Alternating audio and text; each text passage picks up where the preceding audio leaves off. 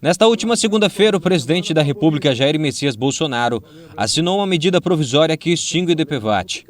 O seguro de danos pessoais causados por veículos automotores e vias terrestres, DPVAT, existe desde a década de 60 e tem o objetivo de indenizar vítimas de acidentes de trânsito. A arrecadação para o fundo é proveniente de uma alíquota que o proprietário de veículo automotor é obrigado a pagar. Os valores variam de R$ 16 a R$ 85 em média. O fundo é dividido em 3 partes.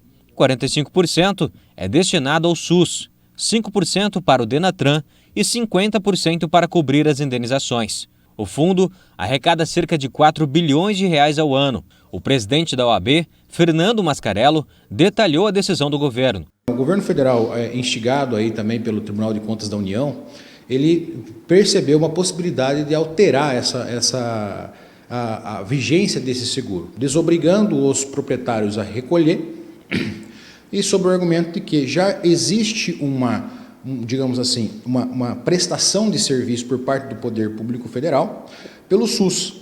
O SUS já é responsável em atender as vítimas de qualquer tipo de acidente, certo? Então o Sistema Único de Saúde seria responsável em atender essas vítimas de trânsito, assim como o INSS já é responsável em eventuais situações de óbito ou invalidez.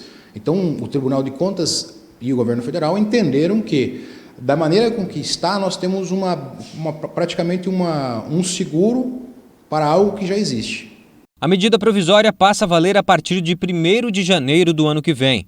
Até lá, o DPVAT segue com as indenizações normalmente até o dia 31 de dezembro. A vítima tem o prazo de até 3 anos para fazer o pedido da indenização. De acordo com o governo federal, a medida provisória também eliminará as fraudes em indenizações. Um dos argumentos por parte do governo federal para editar essa medida provisória, inclusive, é o alto índice de fraudes. Então, estimativa do governo federal, em torno de 20% de todos os benefícios são, de alguma forma, objeto de análise por fraude.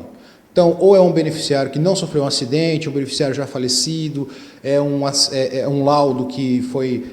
Às vezes o beneficiário ele é abordado no próprio hospital, entram com um pedido administrativo para que ele receba isso e ele não fica nem sabendo. Nós, da OAB, temos algum histórico, sim, de reclamação contra advogados de fora, com esses feirões DPVAT, que se valem de interpostas pessoas para aliciar esses acidentados, propõem ações judiciais e depois simplesmente desaparecem ou não fazem o repasse adequado, porque acabam colhendo essas pessoas num momento de muita fragilidade, que é o momento depois de um acidente, de uma recuperação, onde ou a pessoa foi abordando a vítima, os familiares de uma vítima fatal. O presidente da OAB também ressaltou os valores das indenizações que, segundo ele, não compatibilizam com a necessidade das vítimas de acidentes. Grande parte de quem usa o seguro DPVAT são os menos favorecidos economicamente.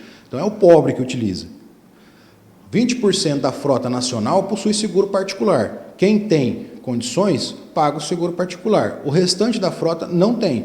Então, eventual acidente, a responsabilidade continua sendo do autor do acidente. A aplicação do Código de Trânsito, normalmente, o Código Civil também com relação à reparação de danos. Então, a pessoa não fica totalmente desamparada. Até porque os valores do DPVAT não eram tão significativos. Morte, invalidez permanente, por exemplo, o teto, que é o máximo que alguém pode receber, é de R$ 13.500. Então as indenizações não ultrapassam esse patamar. Isso em caso de morte. Então, se você pegar a recuperação de despesas de médico, de farmácia, etc., são valores em torno de R$ 2 ou R$ 3 mil, que muitas vezes é insuficiente para o tratamento que o vitimado precisa. E aí ele precisa continua tendo que acionar o particular, o autor, o cometimento do ato ilícito, para que ele tenha a reparação dele. Luiz Henrique Mandetta, ministro da Saúde, afirmou que a saúde é financiada pelo mínimo constitucional e que, por isso, o repasse do DPVAT orçado na faixa de R$ 2 bilhões neste ano, o próprio Tesouro vai alocar recursos de outras fontes para garantir que o mínimo seja mantido. Para esse ano, o ministro informou que o mínimo constitucional é de R$ 131 bilhões. No ano que vem, a expectativa é que o valor chegue a 133 bilhões.